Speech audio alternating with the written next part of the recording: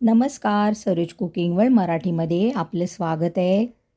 तर तुमच्या लक्षात आलंच असेल, मी आज हे काय शेअर करणार आहे. तर ही आहे कोकणातली प्रसिद्ध पोपटी. याच्यासाठी खास कोकणामध्ये पोपटीच्या पार्ट्या होतात, ज्या वेळेला वालाच्या शेंगांचं पीक भरपूर येतं. रायगड कोकणामध्ये वाल हा प्रसिद्ध आहे आणि त्याची चव इतर कुठल्याही ठिकाणच्या वालाला येणार नाही. तर आज मी तुम्हाला ही पोपटीची रेसिपी शेअर करत आहे.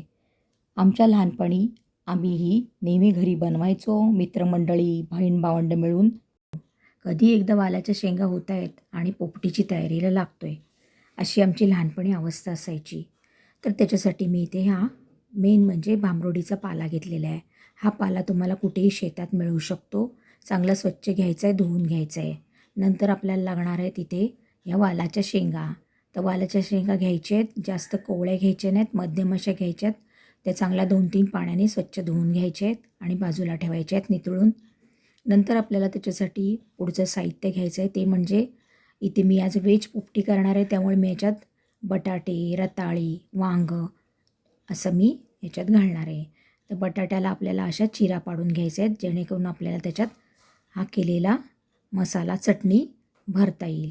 आपण रताळी आहेत ना तशीच ठेवणार आहोत. आणि ते वांगी घेतली आहेत, तर वांगी तुमच्या आवडीप्रमाणे तुम्ही मोठी छोटी घेऊ शकतात. तर जास्त छोटी मला मिळालेली नाहीत, तर मी या पद्धतीने ही मोठी वांगी घेतलेली आहेत. मोठी म्हणजे जास्त पण मोठी घ्यायची नाहीत. आणि रताळी स्वच्छ धुवून आपल्याला तुकड्यांमध्ये ठेवून द्यायचे आहेत. तर वांग्याला आपण देठ काढून घ्यायचं आहे आणि बाजूचं आहे ना त्याच्या हे असं काढून टाकायचं आहे आणि वांग्याला कट देऊन चिरून आपल्याला वांगं ठेवायचं आहे. तर वांगं बघू शकता तुम्ही, वांगं हे ना खूपच कवळं वांगं आहे आणि अशीच आपल्याला वांगी घ्यायची आहेत. तर याच्यापेक्षा छोटी वांगी मला मिळाली नाहीत, तर मी या पद्धतीने ही वांगी घेतलेली आहेत. आमच्याकडे ना ह्याच्यात चिकनसुद्धा घालतात, अंडी घालतात, पण मी आज इथे व्हेज पोपटी करणार आहे.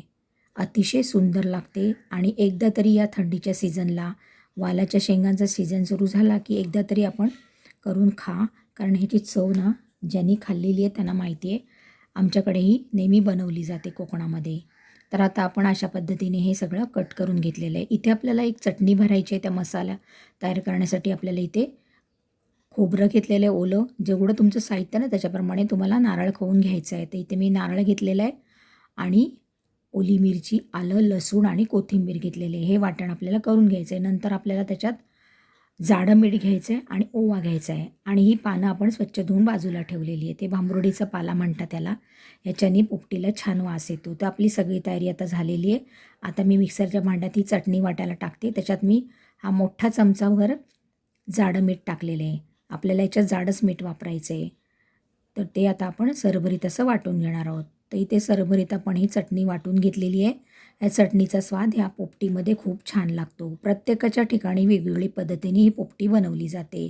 तर आमच्या कोकणात अशा पद्धतीने आम्ही लहान असताना मैत्रिणी, घरातले अगदी बहीण भावंडं मिळून अशी ही पोपटी बनवायचो. तर आता ह्याच्यात मी या चटणीमध्ये 1 चमचा ओवा घातलेला आहे. ओवा घातला की आपल्याला कुठेही शेंगा या पोटाला बाधत नाहीत. त्यामुळे या वाटणामध्ये, चटणीमध्ये आपण हा ओवा घालून घ्यायचा आहे. मीठ तुम्हाला तुमच्या चवीनुसार घालायचं आहे. तर ह्याच्यात आमच्याकडे जाडच मीठ वापरलं जातं. आता हे चांगलं आपण मिक्स करून घेतलं आहे ना, तर आता आपण हे वांग्यामध्ये वगैरे भरून घ्यायचं आहे. आधी आपण थोडं थोडं भरायचं आहे आणि उरल्यास ते जास्तीचं असलं तर ते वांग्यामध्ये भरून टाकायचं आहे. अतिशय सुंदर अशी ही वांगी त्याच्यात स्टीम झाली ना का खूप छान लागतात. तर अशा पद्धतीने मी हे सगळे आता वांगी, बटाटे असे भरून घेणार आहेत. जरा वांगं हे काळं पडले म्हणून आपल्याला जेव्हा भरायचं आहे ना त्याच टायमाला हे चिरून घ्यायचे असतात. तर याच्यात चिकनलासुद्धा आपण हा मसाला लावून रॅप करून चिकनसुद्धा ह्याच्यामध्ये ठेवू शकतो. अंडीसुद्धा ठेवू शकतो. अंड्याला काही लावायची गरज नाही. अंडीसुद्धा ह्याच्यात आपण पोपटीमध्ये घालू शकतो. तर नेहमी नॉनव्हेजपेक्षा मी आज जरा व्हेजमध्ये ही पोपटी दाखवते. तर नॉनव्हेज कधी वेळ मिळाला मला तर नॉनव्हेज भरून करून पण आपण ही पोपटी मी शेअर करीन. तसं तुम्ही मला कॉमेंटमध्ये सांगा. आता मी बटाटे पण असेच भरून घेते. अगदी छोटे छोटे बटाटे घेतलेले आहेत आणि अगदी छान लागतात पोपटीमध्ये हे. तर आता मी बटाट्यामध्ये पण ही चटणी भरून घेते. मीठ आपल्याला जास्त वापरायचं नाही, कारण आपण नंतर पण थोडं थोडं मीठ घालणार आहोत. तर इथे मी आता ह्या शेंगा घेतलेल्या आहेत, त्यालासुद्धा ही चटणी जरा चोळून घ्यायची, म्हणजे शेंगा आपल्या त्याच्यामध्ये बाफल्या ना पोपटीमध्ये का त्याला पण छान चव लागते. तर अशा पद्धतीने आपण सगळा हा चटणी या सगळ्या शेंगांना लावून घ्यायचे आहेत. आणि आमच्या लहानपणी पोपटी काही वेळेस बाजारातसुद्धा वाट्यावर विकत मिळायची, आता मिळत नाही. आणि गावाकडे ही पोपटी ना मस्त मातीच्या मडक्यामध्ये भरून रात्रीच्या वेळेस अगदी विस्तावर शेकोटी वगैरे करून ही केली जाते. पण आपल्याकडे आता अभावी ही मी कुकरमध्येच करून दाखवणार आहे. कधी मला वेळ मिळाला तर मी आउटसाईडला बाहेर अशी शेतामध्ये वगैरे करून दाखवीन. तर तसं त्याला तयारी खूप करायला लागते आणि सगळे असले मित्रमंडळी घरातली माणसं की ही करायला काहीच आपल्याला वाटत नाही, कारण एवढं करून खाणार कोण असं पण प्रश्न असतो ना. त्यामुळे मी आज कुकरमध्येच थोडीशी करणार आहे तुमच्यासाठी शेअर करण्यासाठी. तर अतिशय सुंदर अशी लागते. जेव्हा आपण ही मडक्यात भाजतो ना त्याचा स्वाद काय औरच असतो. जे कोकणातले आहेत रायगड साईडचे त्यांनाही माहिती आहे पोपटी, कारण इकडे पोपटीच्या पार्ट्या खूप होतात आमच्याकडे शेंगा जेव्हा होतात ना तेव्हा. आणि ज्याच्या त्याच्या शेतामध्ये ह्या शेंगा भरपूर प्रमाणात निघतात. रायगडमधला वाला खूप प्रसिद्ध आहे आणि अतिशय त्या शेंगांना चव छान असते. तशा शेंगा या साईडला मिळत नाहीत. तर आता मी ह्याला सगळ्या शेंगांना मसाला लावून घेतलेला आहे चटणी. तर आता आपण कुकरमध्ये ही भरायला घेऊया. तर कुकर मी जुनाच घेतलेला आहे, कारण खाली काळं होऊ शकतं. स्वच्छ साफ करून कुकर घेतलेला आहे. तर तुम्ही बघू शकता. तुमच्याकडे जर वापरातला कुकर असला तर तो घेऊ नका, कारण नंतर तो जरा खाली हा पाला लागून जळून जरासं काळपट असं होतं. त्यामुळे मी जुना कुकर घेतलेला आहे आणि हा कुकर माझा मोठा आहे. तर आधी आपण ह्या कुकरच्या खाली ना हा भांबुर्डीचा पाला टाकून घ्यायचा आहे आणि मग त्याच्यावर आपल्याला बाकीचे थर द्यायचे आहेत. तर आता मी हा पाला घालून घेतला आहे. आता मी त्याच्यावर शेंगा घालून घेणार आहे. एक थर शेंगांचा घालून घ्यायचा आहे. हा भांबुर्डीचा पाला याच्यामुळे आपल्याला कोणतीही हानी होत नाही. हा पाला म्हणजे अगदी आयुर्वेदिक असा आपल्याला हा औषधी गुणधर्माचा आहे काहीतरी, म्हणून हा वापरतात. मलासुद्धा एवढं काय माहिती नाही, कारण बरेच वर्षांनी मी ही पोपटी करत आहे. लहानपणी आम्ही ही सर्रास आमच्याकडे केली जायची, म्हणजे हा बेत असायचाच आमच्याकडे. तर आता मी हे सगळं लावून घेतलं आहे. शेंग्यावरती वांगी लावली, तर आता बटाट्यांनासुद्धा रताळ्यांनासुद्धा मी थोडं ही चटणी लावून घेतलेली आहे. आता मी हे रताळेसुद्धा लावते ह्याच्यावरती. जेवढं राहील ना तेवढंच आपल्याला ह्याच्यात घालायचं आहे. आणि आता मी हे लावून घेतले रताळीसुद्धा. आता ह्याच्यावर आपण पुन्हा एकदा शेंगा लावून घेणार आहोत. पण शेंगा जेवढ्या राहतील ना तेवढ्याच आपल्याला लावायच्या आहेत, कारण कुकरमध्ये जागा पाहिजे. असा डायरेक्ट आपण कुकर ठेवायचा नाही आहे. तर आता शेंगा लावून झाल्या ना, आता थोडंसं ओवा घालून घेणार आहे मी 1-2 चमचे आणि जाडं मीठ घालून घेणार आहे. आणि याच्यावर हे मिक्सरच्या भांड्यातलं काढलेलं पाणी शिंपडून घ्यायचं आहे, जेणेकरून आपली ही पोपटी एकदम सुकी होणार नाही, थोडीशी ओलसर होईल वाफेमुळे. त्याला वाफ सुटण्यासाठी आपल्याला थोडासा हापका पाण्याचा मारायचा आहे. आता भांबुर्डीचा पाला पुन्हा मी वरनं लावून घेतला आहे. आता आपल्याला लगेचच ह्याला झाकण लावायचं नाही आहे. तर थोडा वेळ आपल्याला हा कुकर असाच ठेवून द्यायचा आहे.